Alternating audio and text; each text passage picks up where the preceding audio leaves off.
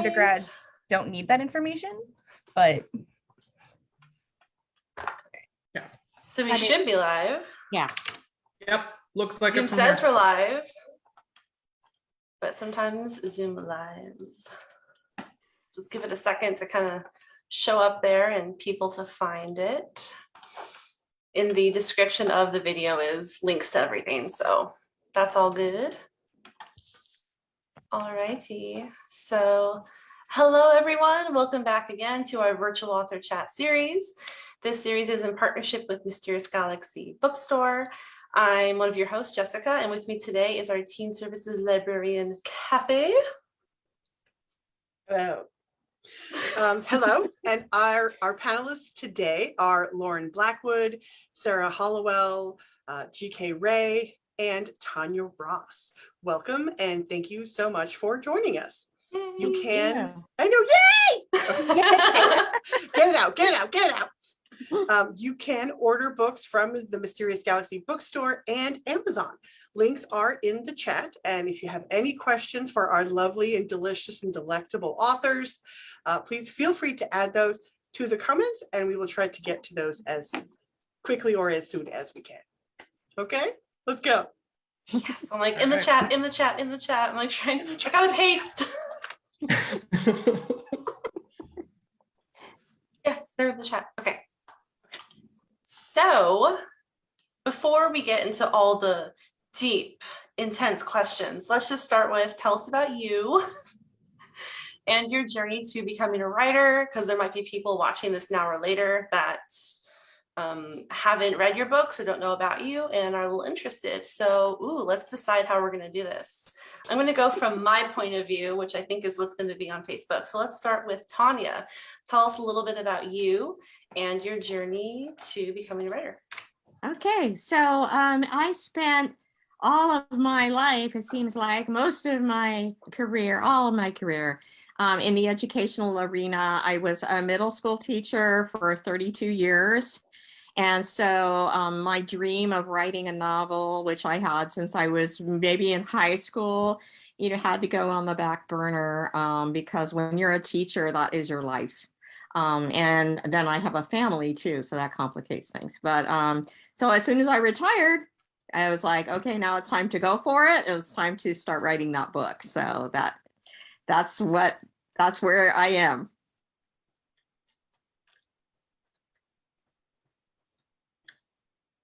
Thank you. I just realized I didn't mark which question I was going to ask and which question Cathy was. So Cathy, I'm doing that right now. Well, that's fine. Now we can hear from the other three. Yes. So Sarah, tell us a little bit about you and your journey to becoming a writer. Yeah, I have been writing pretty much my entire life, it feels like. I don't really know exactly when I started. I know the first story I remember writing was when I was 9, but I think I was writing before that. And I didn't actually have a completed novel worth publishing, at least. I wrote a couple in high school, but my debut that came out recently was kind of the first one that was actually worth publishing. And I started that about 4 years out of college, because I think it took me about 4 years to recover from college. I got a creative writing degree, which was great in many, many ways, but also can burn you out sometimes. And then I got the book happening, and that is how I am where I am now. That's awesome. Thank you. Okay, now Lauren, please introduce yourself and your journey to becoming a writer. Don't mind if I do. My name is Lauren Blackwood. Within These Wicked Walls is my debut.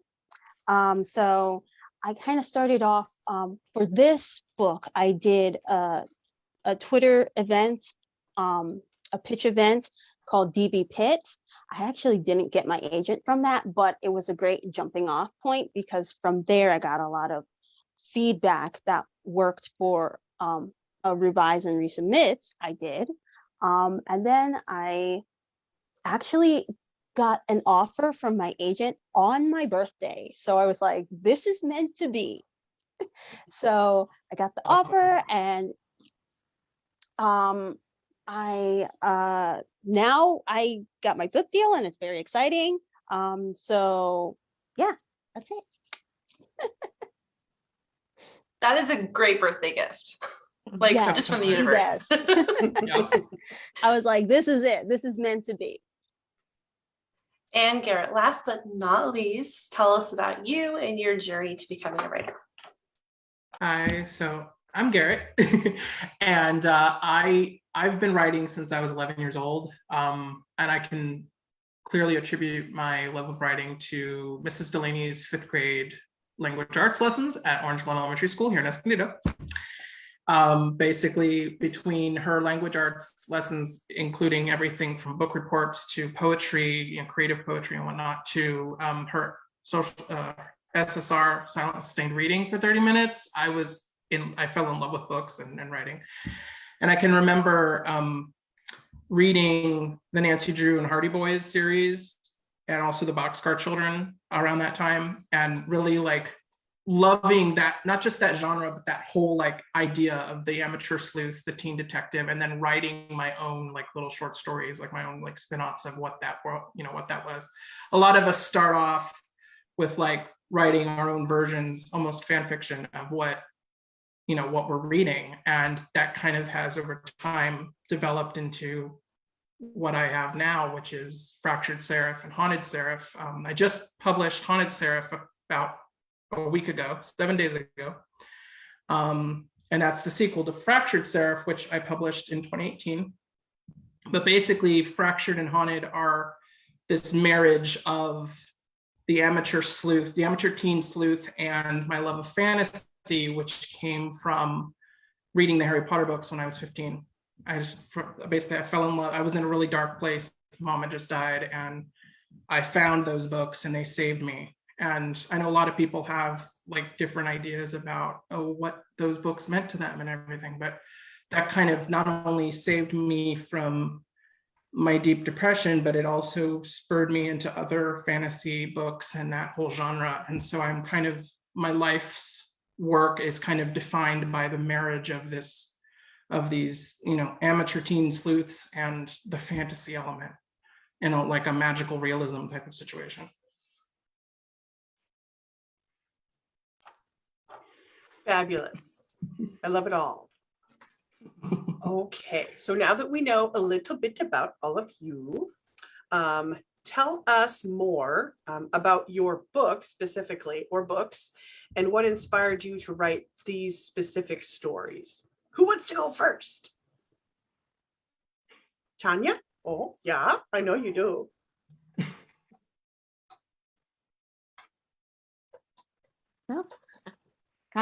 Gotta work on that mute button right there.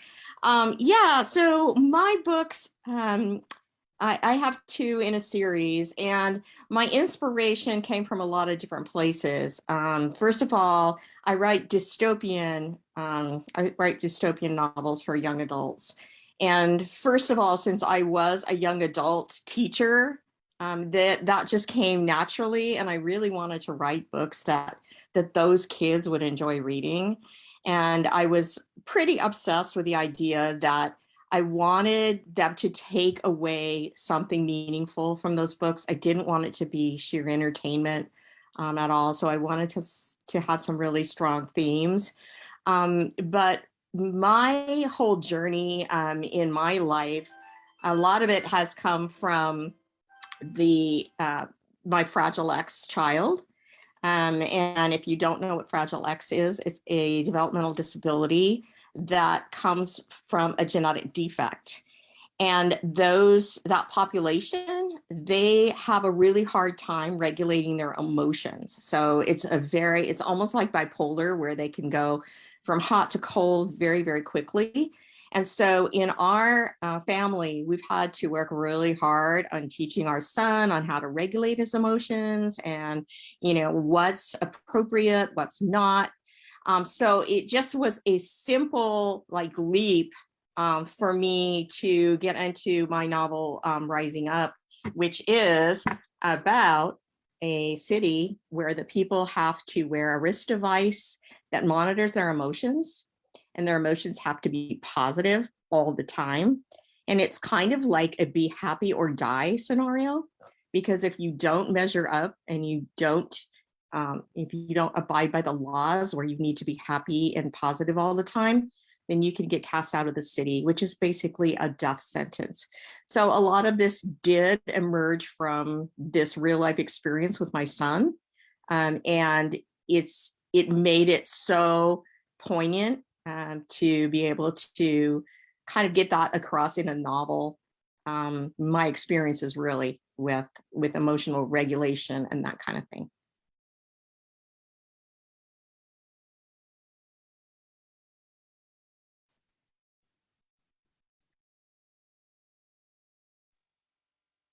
Wow, that's great. Like, who wants to go next? Should we follow the first? So I think Sarah should be next. That way we all know. We all know. That works for me. Formula. My debut that came out in September is A Dark and Starless Forest. And of course, like literally, I was trying to think, do I have a copy right here? And I don't. I'm not prepared enough. I don't either. It's fine. I'm new to this author thing. But A Dark and Starless Forest was it came out of a lot of different places. It initially came out of wanting to impress a friend who is a really brilliant writer that I love a lot, and who had just had their book come out, and I was just like, I want to impress them and I want them to think I'm a good writer. So I started writing this book, but it definitely came from like, what do I like in a book? Like, what kind of things do I want to see? And also very strongly, I have been reading like YA and YA fantasy and fantasy in general, what feels like my whole life. And I have had a complicated relationship with it sometimes, because I love fantasy and I love books, and it always kind of felt like there was an extent to which they hated me because I never saw good fat characters. I always saw really, really bad ones, and really just hateful sort of like language around it that I internalized so much as a kid, and especially as a teenager, where I was just so sure that because I was fat, I was never going to be able to like have an adventure. I was never going to be able to be the protagonist of my own story, because that's not what heroines looked like. And so it was really important to me. Basically, I was writing a book kind of for my high school self. I was kind of writing a book saying like, no, you can, it's fine. You can be really great. So it's kind of why it's like, there's a lot about like the fat representation, and then also dealing with mental illness, because I have plenty of my own mental illnesses and did in high school as well. And then also dealing with issues of emotional and psychological abuse, and ways that like how that's complicated, and how your feelings towards that person can be complicated, but also how you can overcome it. So it's kind of what it turned into, was just me writing this book for like 16-year-old Sarah, and it turned into A Dark and Starless Forest. It's hard to see because it's like a screen. But there it is. Awesome. All your covers are Oh my wonderful. gosh. Okay. I wish I have could to make pick the that up now. background, the covers, but that's. I definitely have copies right over there, but then I would have to reveal that I'm wearing pajama pants. Which is so.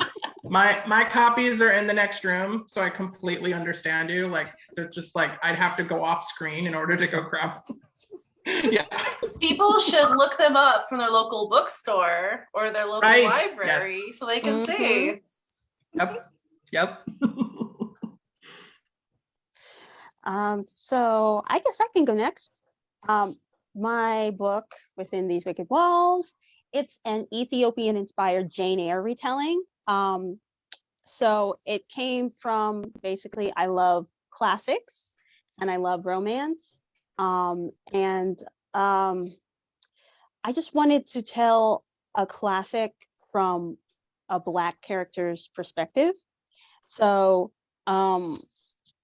plus, Jane Eyre might as well have been a haunted house. It really should have been like, they kind of like were on the edge of it anyways, like the ghosts and everything. So they should have just went all the way and just done it. So I did that for the classic. So it's a haunted house with the evil eye. And basically I was looking to do something very romantic, something very gothic, but also I'm a Christian and I like to write about Christian characters, but I didn't necessarily want it to be Christian fiction, you know? So basically, I just wanted to be able to write a Christian character kind of just in the world doing things. And a Black girl just in the world doing things, not necessarily about like Black pain or anything, although I do put her through a lot. So to be fair. But yeah, so just kind of a reflection a little bit of myself, a Black girl just going through life, being thrown some pretty rough things, but you know, getting through it.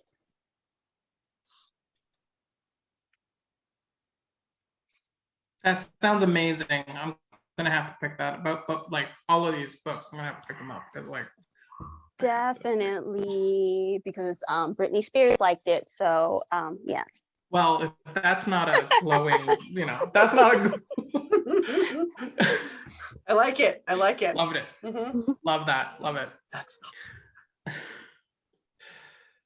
So for me with the serif duology, I basically like so the initial germ of the idea was to go along with what Lauren was saying, I was raised Christian and I believe in angels and demons, and like although my faith has kind of evolved over time as I've grown up and become an adult and thought for myself, that kind of idea, the idea of angels and demons stuck with me, and I've always wanted to write about them. And this idea came to mind was like, what if our guardian angels were people next to us on the bus, a stranger on the bus, our friend next to us in the movie theater sharing a film with us, or our grandmother who's always baking us cookies and making us feel really good. These individuals who mean something to us in terms of our relationships day to day, but also to like more than that. Every once in a while we have people in our lives who mean more to us than others, and so that's kind of where my internet connection's unstable. Can you all hear me still? Yes. Am I still here? You're breaking up Am I a tiny gone? bit, Am I but still here? you're here. Okay. All right. So anyway, make a long story short. So my idea was that my guardian angels are human beings born with angelic souls. So basically, it's as simple as it sounds. Basically, they have angelic souls. So they're angels, but they're taking human form, kind of like Nephilim, but not quite. And so each of these individuals are born to people who can see the spirit realm. And so my whole thing was like, I wanted a teenager who goes through a lot of personal issues that I'd gone through, but then also has this ability, and it kind of from there. And I was thinking about it in terms of how do I want to have it be a like I was saying before, a whodunit with a teen detective, but also that fantasy element of the angels and the demons and everything. And so I thought of this inciting incident happens to him, his mother dies, and he has to basically figure everything out from there. He's always been able to communicate with the dead, but he didn't know how or why. And then the night his mother's murdered, he finds all this out. And it's kind of like this whole thing of like this classic coming of age. I deal with death a lot in both books. My mother died when I was 15, and that really changed my whole life. I had to grow up overnight, and like my whole the whole family dynamic changed and everything. And it was like I was kind of thrown into the deep end of the life pool. I had been homeschooled for three years up to that point. And overnight, I went back to public school and had to figure it all out. And I managed, thanks to my friends and my well-meaning teachers and everything. But it was kind of like with this, it was like between my experiences in high school, losing my mother, and creating the friendships that I'd had over time. And then once I was in college, dealing with certain figuring myself out and who I am as a person. And not really, I'm a people pleaser. So it was kind of this whole thing of like figuring myself out and what I wanted out of life as opposed to doing things for other people and always, you know, finding gratification from that. So it was kind of this whole thing of like, I'm going on a journey. The main character Austin's going on a journey, and, you know, he deals with his mother's death, and he deals with this power that he has that he doesn't really understand, you know. And it's kind of this whole thing of like, he has to figure himself out as he's, you know, he's got this new aspect. So like I was thrown into the adult pool basically early on. I had to grow up fast. He has to overnight learn what it means to be a supernatural being and have, you know, have demons hunting him because they killed his mom, but they're also hunting him. So it was kind of like that. It was kind of the whole thing of like, I have to survive, and I also have to deal with this new power I have, but also deal with real life, because it's kind of, I realized late that it's kind of a dark academia situation, because he's going to school and dealing with everyday life, but he has to deal with all of the supernatural elements too. So then Fractured ends on a cliffhanger, and I was like, oh, what am I going to do, you know? And a couple of my friends are like, well, you should literally pick up where you left off and go from there.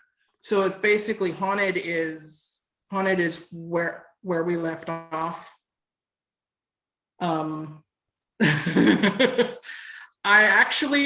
watched 8 episodes of Supernatural. I haven't watched any of Supernatural yet. I need to. So many people have said I need to. I just asked him, I said, are you a fan of Supernatural? Yeah, I need to. It's funny because I'm a fan of Charmed, the original Charmed, not the reboot, the original Charmed. And there's a section of the book that deals with, so Austin's best friend is a witch. So I've got that going, because I was like, well, how is he going to learn to communicate with the dead? Well, he'll do that by knowing a medium, because that's effectively what he is, but he doesn't know how to do it, you know. So yeah, sorry, I'm going on and on. It's okay. I think it's nice to hear everyone share, because all your books, they're so different, but it's hearing all of you talk about how they came from very personal spaces. Yes. And it's like very authentic. And the books, it's not that they're not authentic, but I mean, they're fiction, but the feelings and the situations that everyone can connect with came from an authentic place. So I think it's helpful for the readers too, to know. That was something that I really wanted to touch into with Haunted, was I wanted my characters who were supernatural creatures, supernatural beings, to still be human.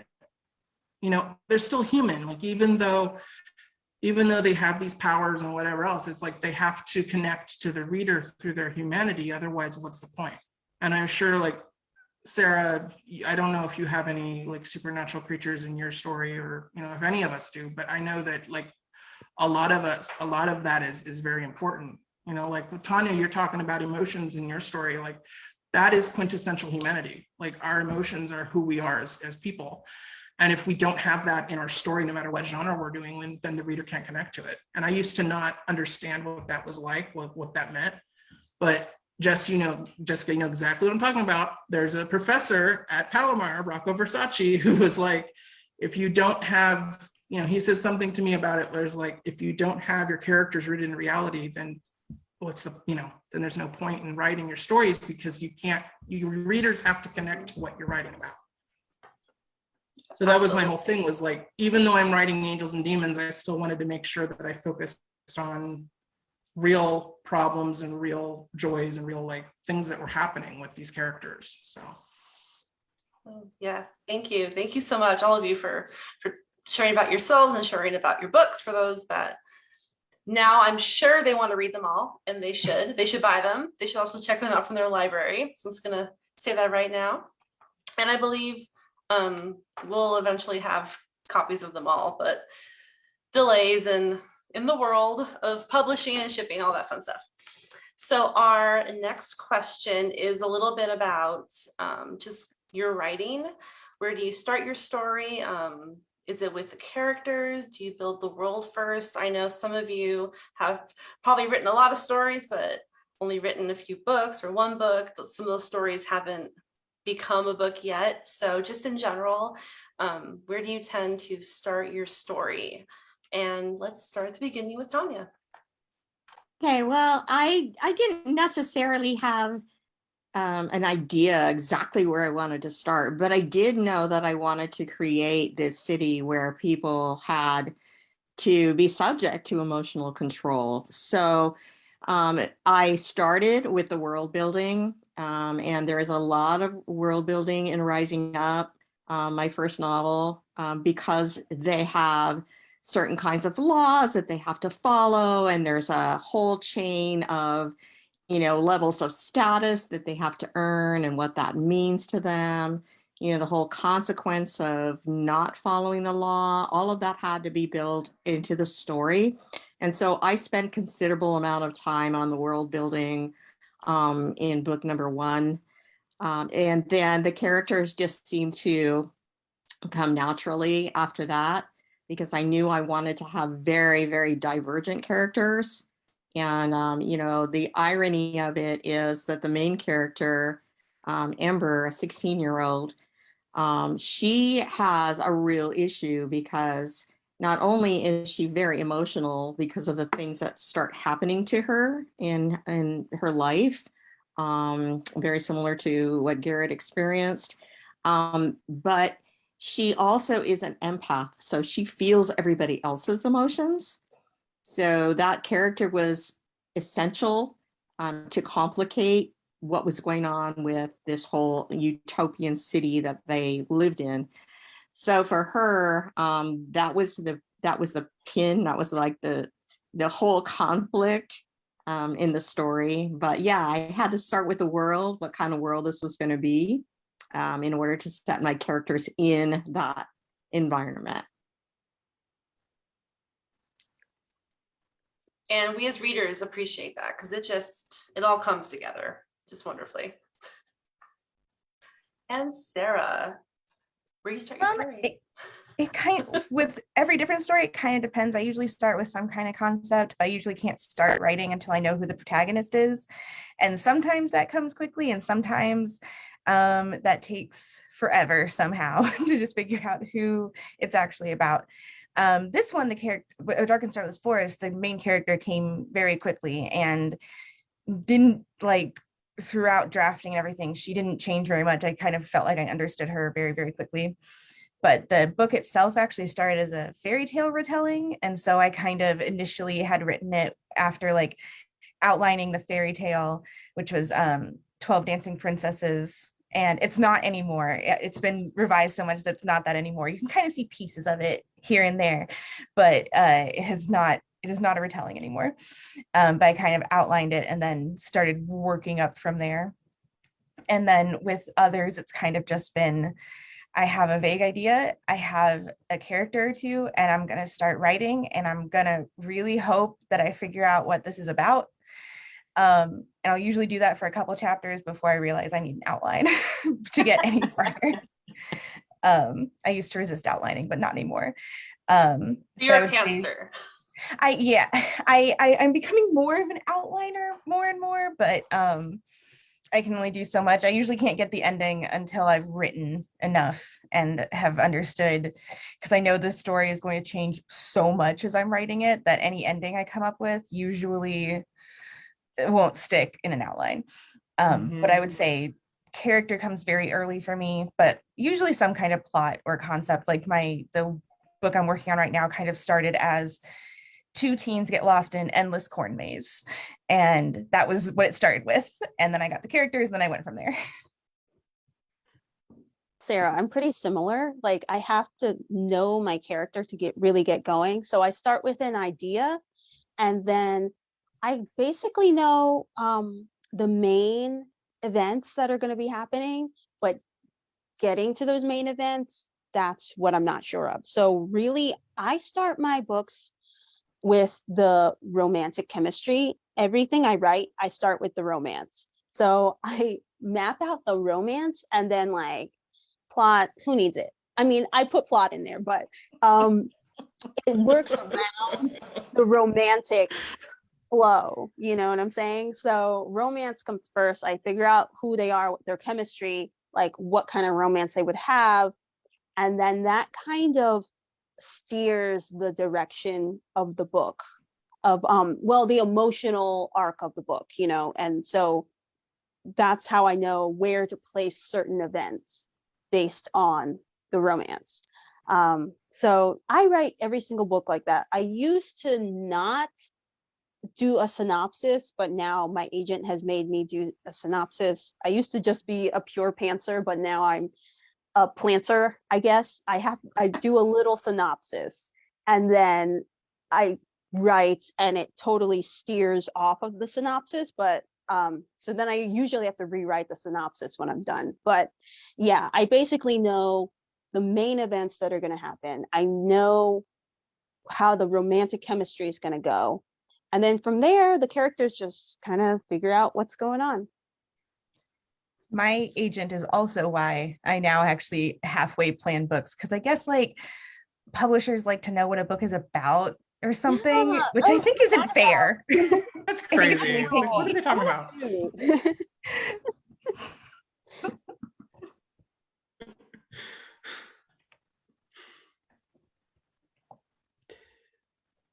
So I'm pretty much a planter also. I'm somebody who since 2014 I've been participating in NaNoWriMo. So either through the main event in November or through camp in July and April, but every year I do it.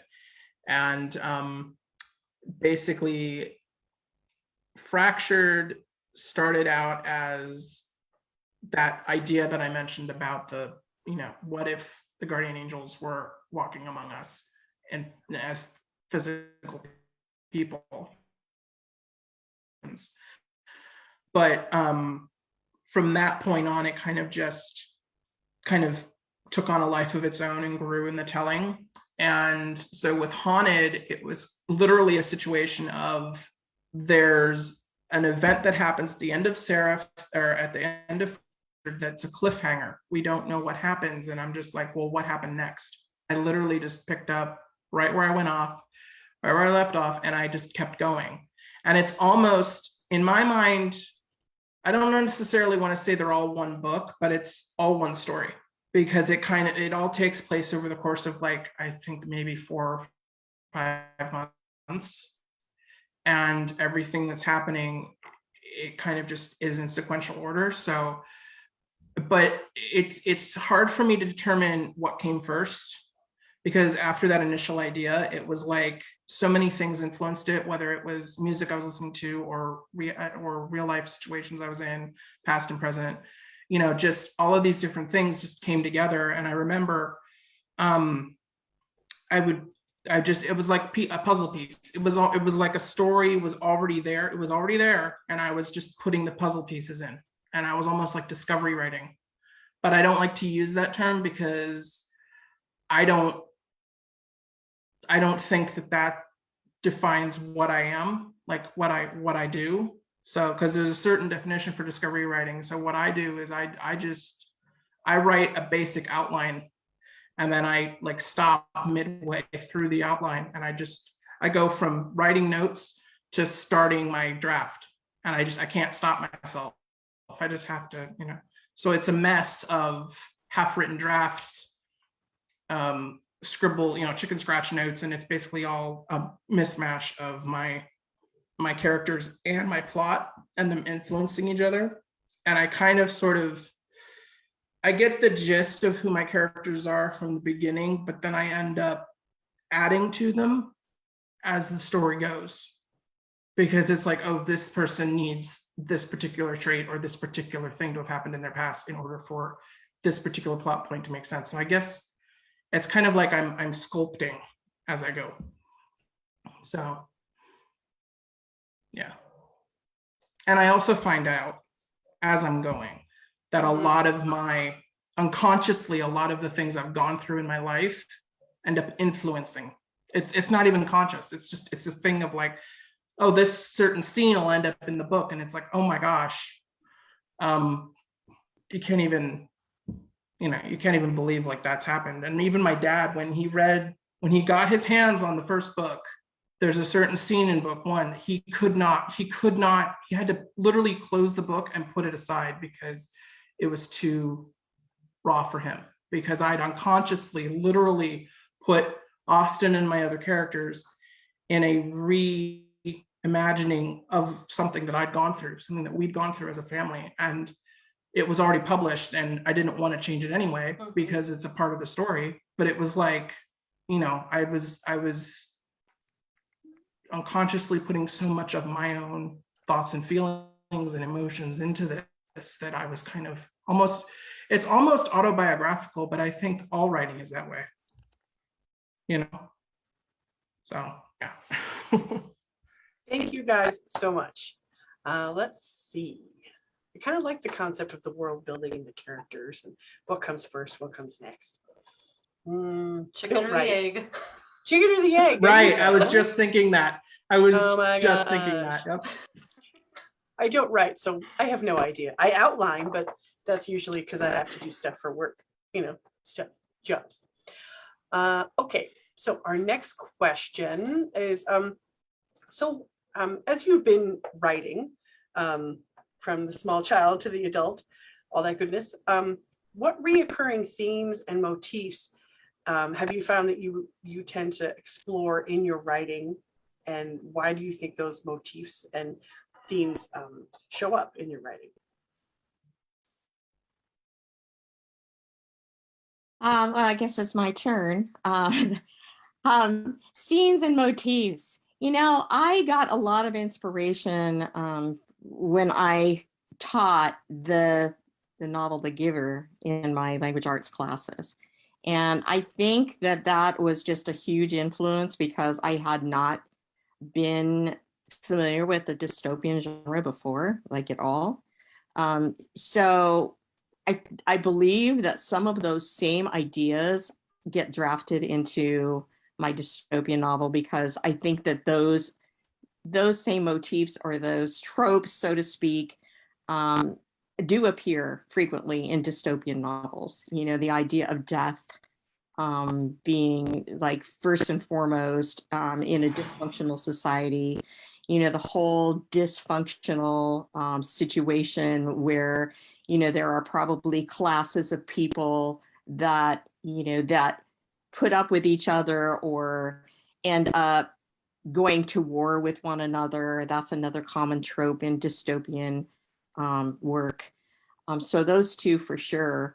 And I do believe that there are very strong emotions in dystopian work as opposed to some of the others that are out there. I think that it needs to be strong so that you really identify with what the characters are doing and feeling in order to change their environment. And the whole idea of courage and being different, that's another motif or trope that this has in common. It is basically the hero's journey in so many words, and follows those steps. But I think those main things have to be there. And I do believe that the threat of change and the threat of death are big ones. And my characters definitely have to face those things. They have to step out of their comfort zones because none of them are prepared for what they find when they start uncovering what's really going on in the City of Tranquility. And these are just teenagers. So one of the themes that I always put in books when I sign them, in my first book, Rising Up, I always put be fearless and be you, because I think that they need to take that away from what these characters have experienced as they're going through the challenges and obstacles that they face. And then in my second book, which is a sequel to Rising Up, I write, always follow your heart, because I believe that that's something too, that's a really important theme, that if you're facing the unknown, you need to have a direction, and your heart is your guide. So yeah, I don't know whether that answers the question, but that's how I see it, with particularly dystopian literature. So I would say there are a couple of different themes that kind of keep showing up. One thing, even when I'm not thinking about it, I tend to have a lot of really strong focus on sibling relationships. I think just because I have two older siblings who are quite a fair amount older than me. They're like 6 and 9 years older than me. So by the time I was like in middle school, they were at college and I wasn't seeing them all the time or anything, but we still are fairly close. And I just enjoy writing about that relationship. There tends to be a lot of, one of the ways that one of my friends described my writing was that a girl gets lost in like some sort of weird natural area, and then something disturbing with antlers shows up. A lot of antlers for some reason. I don't know. I think I just like it aesthetically. But I do tend to write about like forests or corn mazes or things like that, just because as a kid I spent a lot of time outside. And my books are all set in like South Central Indiana where I grew up. And which kind of comes back to that thing about writing for my high school self, because that was another thing where books aren't generally set in Indiana, especially fantasy books. So I kind of wanted to do that for myself. Even when I'm not intending to initially, they keep coming back to a lot of themes about emotional and psychological abuse, just because that was something that was a very large part of my life from the time I was like 14 until like 24. So just really very formative part of my life was really shaped by that. And because it was something that I was going through very strongly as a young adult, as a teenager, I know that that's a thing that teens also go through, and that it's really hard to understand and figure out, and also really hard to talk to other people about. So it was that thing of both cathartic for me to write about, and also hoping that if there's someone who's going through the same kind of thing, they recognize it. And since in the book, because I kind of go through some like, I try to deal with some of the nuance of my protagonist like still has this like desire to be loved and has this like sort of affection for the person who's abusing her, and so it's really confusing, but it kind of, my ideas, hopefully it ends on making it very clear that the way he treats her is not okay. And that was something that helped me a lot as a teen, was kind of reading books like that and recognizing it, and then by the end going, oh wait, it's bad here. Does that mean it's bad in real life too? And that's also just something I think I'm just still working through, so it ends up in my books all the time. For some reason, there's a lot of lakes. I don't really know why. There's just a lot of lakes in my stories and books. I think I just like lakes. So it's kind of just stuff like that. Just like a lot of like little things, and then kind of tiny little details from urban legends and spooky stories that I heard as a kid always kind of work through. So it's kind of just my whole childhood and teen life just kind of bleeding into my books. Sarah, I feel you. Those antlers, I was just like, the antlers, I connect immediately. I'm just like, yes, antlers. They're great. They're not in my books, but I do appreciate a good antler. So my themes, I deal a lot with hope and determination. Like everyone within these wicked walls, every character kind of, there's a theme of hope in which they all are processing it differently throughout the book. And then I love putting in dysfunctional families. Like that's one of my favorite things to write. Like it doesn't have to be from my family. My family's awesome, but like I want the drama. So dysfunctional families. So within these wicked walls, Andromeda, the main character, she has a mentor / father figure who raised her, but he's a jerk. He's pretty awful.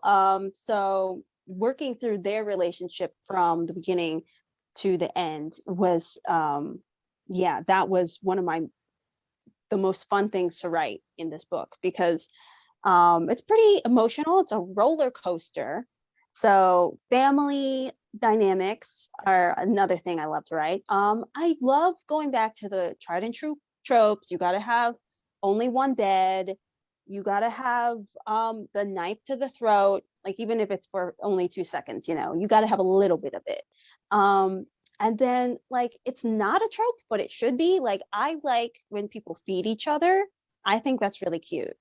So one of those romantic tropes, I always try to shove as many of those as I can, because it makes it more fun. You know, when you're writing about heavy material, like the love interest is going through depression, and Andromeda is living on the street. She's poor. She's never had any real love or affection.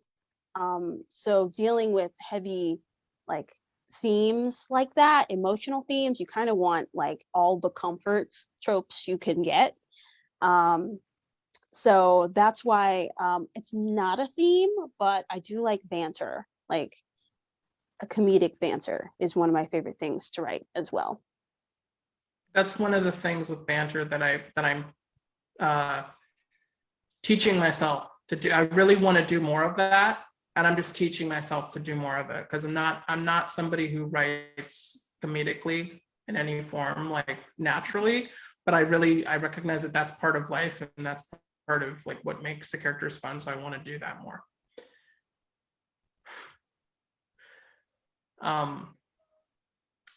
So I guess I'll go. My main themes for me would be definitely death. Like, I mean, just in terms of just in general, but specifically mother's death. A lot of my characters, either they have gone through or go through losing their mother in both books. And then there's also the whole idea of not just the world-shattering event of that happening, but then how does that affect you after the fact, and how can you move on from that?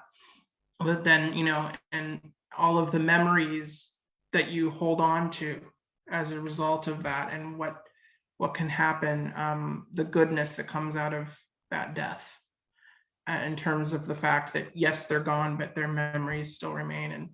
And because my main character can communicate with the dead, he has the ability to communicate with his mother in that regard, but it's not something that he has control over, because in my world, the dead are on their own terms. You can't summon them. They come, well, you can, but they kind of show up when they're ready to.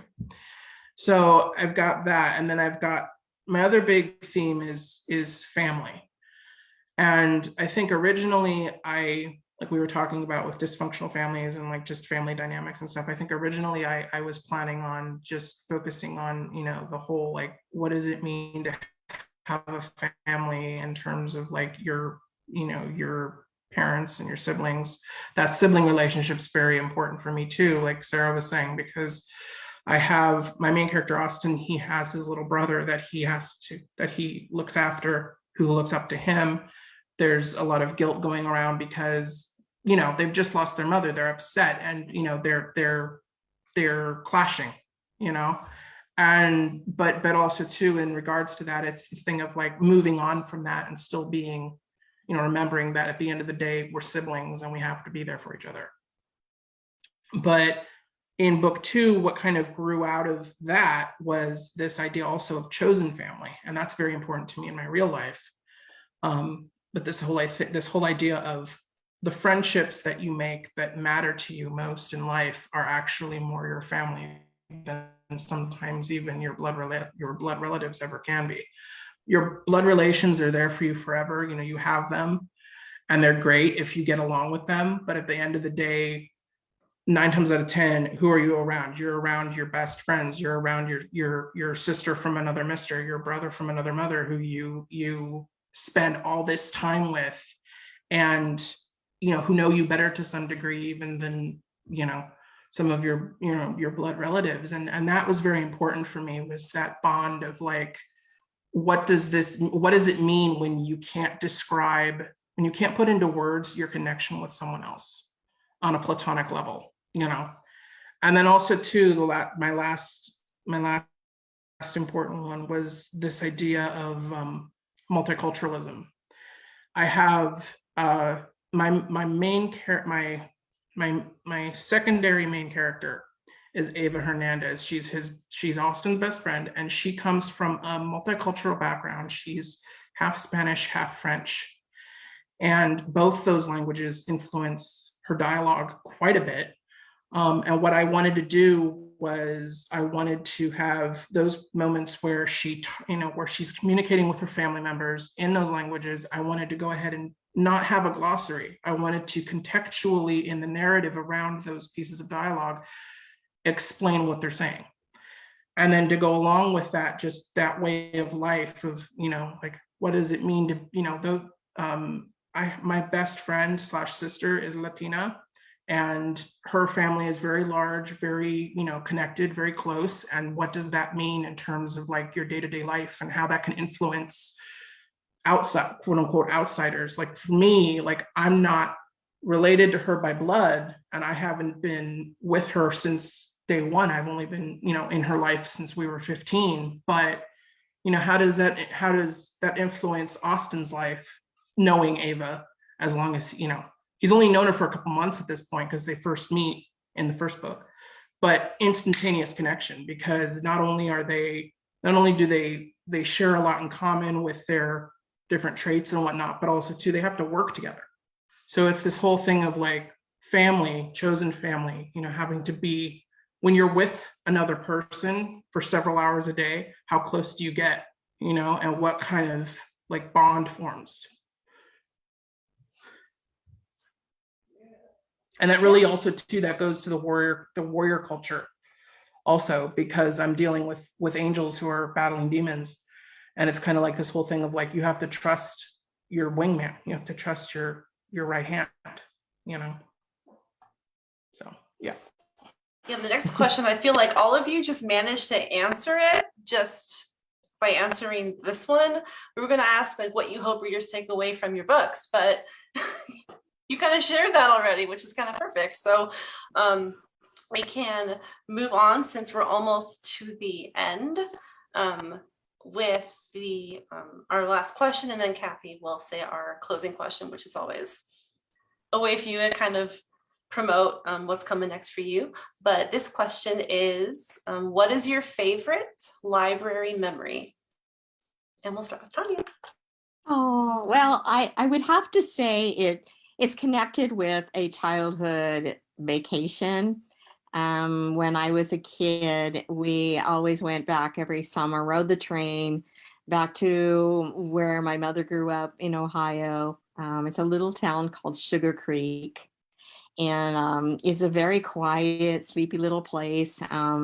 But my sister and I ran the streets because, of course, back in those days, there were no boogeymen out there, and it was in a very, very safe place. So we ran the streets. But one of my favorite things to do was to go to the library because it was across the street from where my grandparents lived. So all I had to do is just skip over there, and I would just spend like hours, looking in the library. And since it was during the summer, there weren't very many people in there, and it was just kind of a haven for me. So I just basically ran myself ragged through that place. And I just would carry home stacks of books back to my grandma and grandpa's house and sit outside and read them. So that was a very personal connection for me to that library. And it's still very special when I think about those days. And, when you're a child in those circumstances, it's all very magical. And so the library itself to me at that time was very magical and a place where I could just immerse myself. So that would definitely be mine. Mine is kind of similar. I was really lucky. I grew up like 6 or 7 blocks from a library, which was great because we did not have a lot of money growing up. Like we couldn't really buy a lot of books new. We did sometimes, like if I if there was a book I really wanted the next one in the series, if I begged enough, and I imagine if my mom was just able to do it, she would get me a book, but generally it was the library. And since it was so close, I could just walk down there. And I was a voracious reader.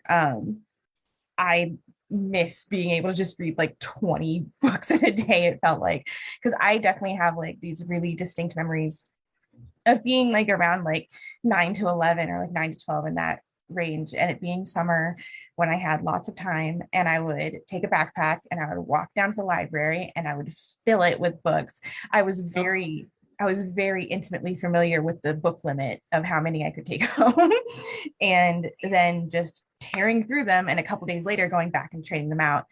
And I especially associate this with when I was reading like all of the Fear Street books, all of the Sweet Valley High books, Nancy Drew Files. I specifically really like Nancy Drew Files rather than like Nancy Drew Mysteries, but also the Nancy Drew Hardy Boys Super Mysteries, very important.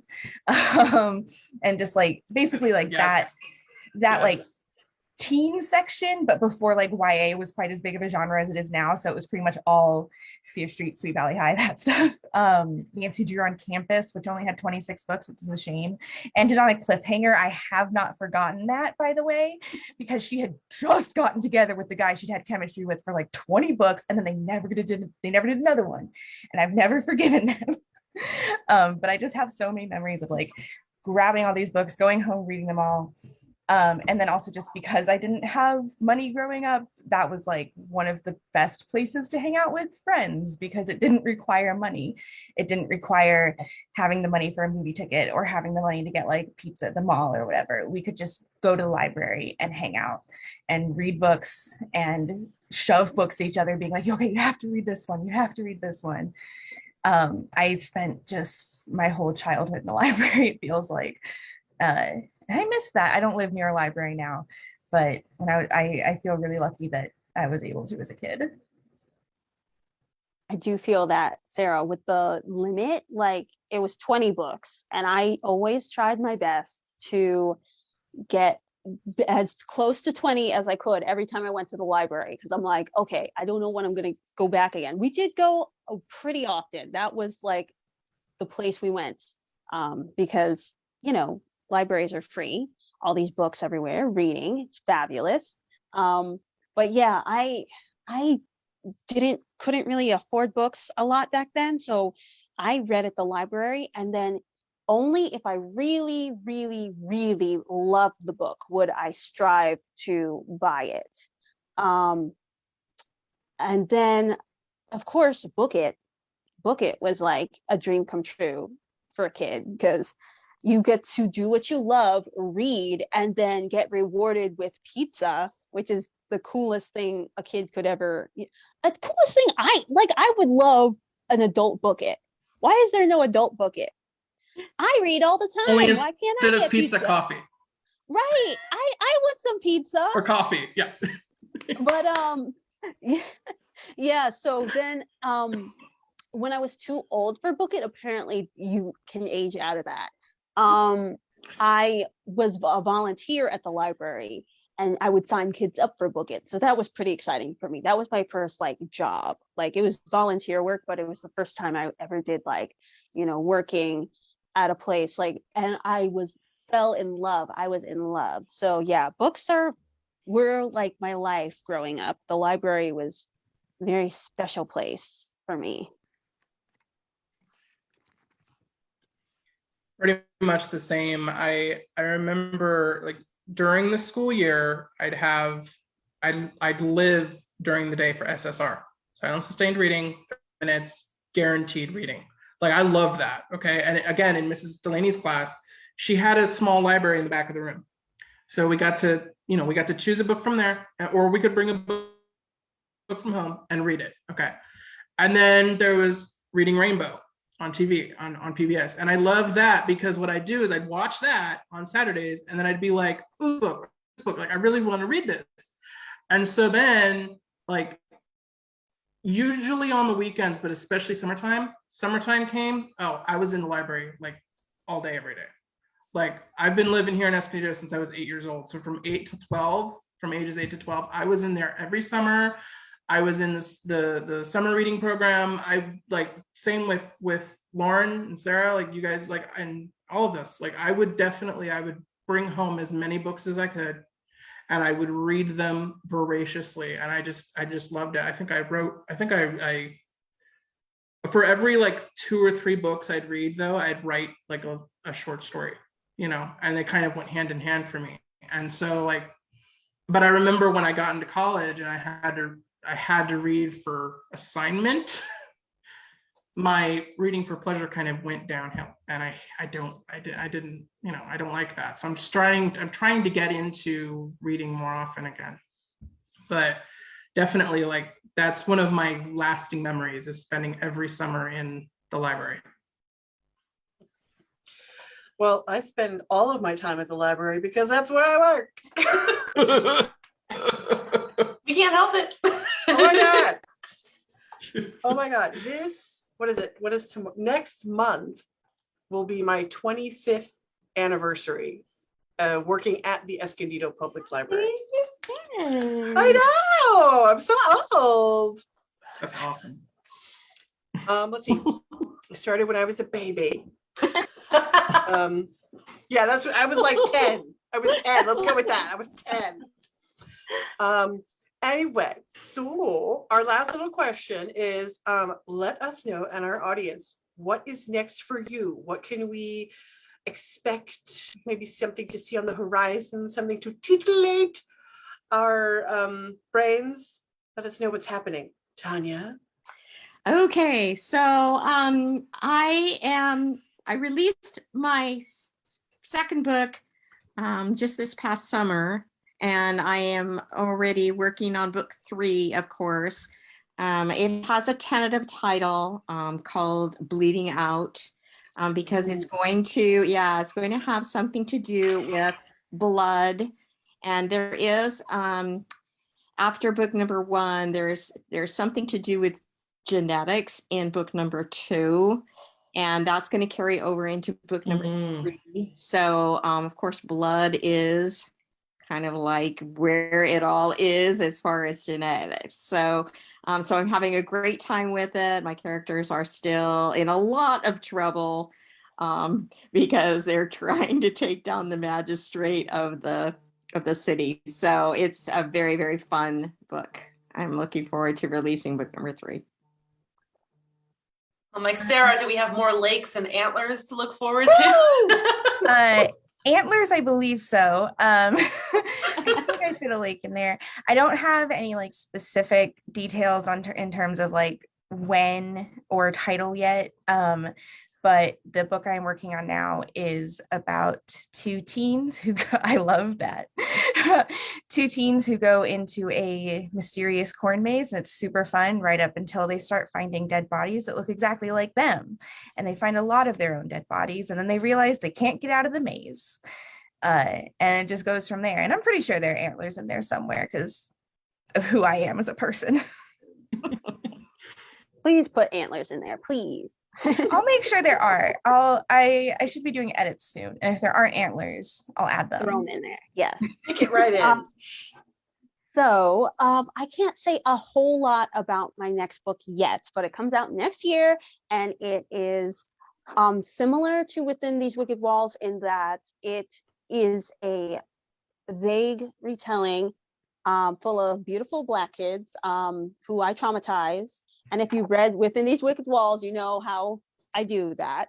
And the exciting part is that I love is that it takes place in Jamaica. I'm going to say that much. And I'm Jamaican, so writing about my heritage was pretty fun. I did some research for it, but it's fantasy, so it's not that accurate historically.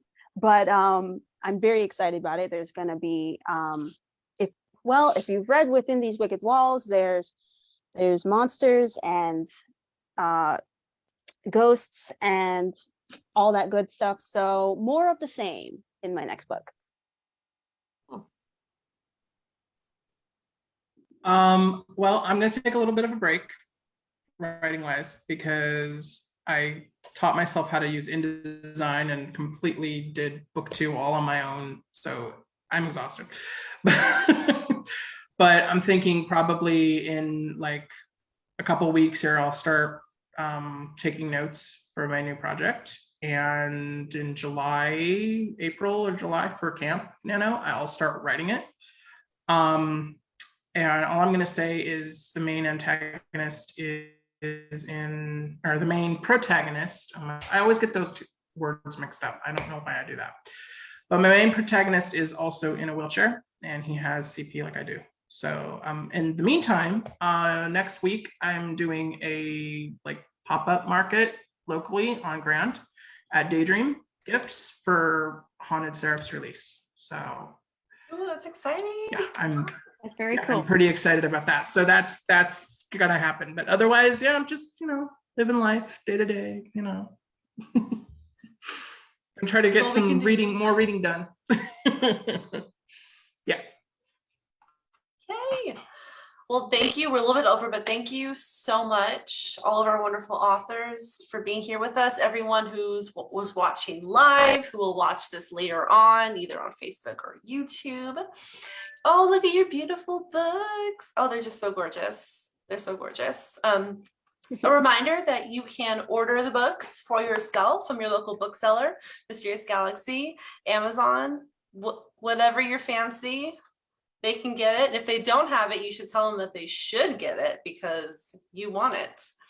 And of course, your local library. Let them know that you want to check it out. Yeah, Cathy. Oh, it's my turn. And also, this is also super important for us. If you get a chance, please fill out our virtual program survey. We always like to know what our listeners, watchers, people who look at this thing, what do you think about it?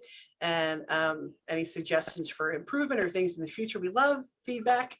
And thank you so much for joining us. Ta-da. Ta-da. Yeah, thank you, everybody. Thank you. Oh no, I lost my window. Okay.